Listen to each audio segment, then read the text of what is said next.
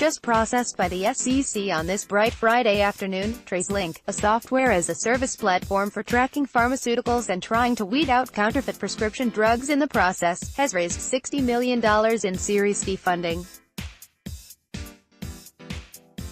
The filing shows that 18 firms participated, including, presumably, Goldman Sachs, whose growth equity arm had led the company's $51.5 million Series C round roughly 18 months ago.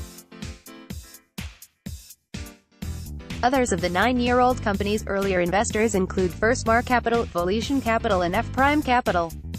As TC's Jordan Crook reported at the time of that last round, TraceLink helps pharma companies comply with country-specific track and trace requirements through their supply chain, which has grown increasingly important following the passage of the Drug Supply Chain Security Act in 2013. The consumer protection measure aims to protect consumers from exposure to drugs that could be counterfeit, stolen, contaminated or otherwise harmful. At the time of its enactment, it also gave the industry 1 decade before unit-level traceability becomes enforced, meaning the clock is ticking.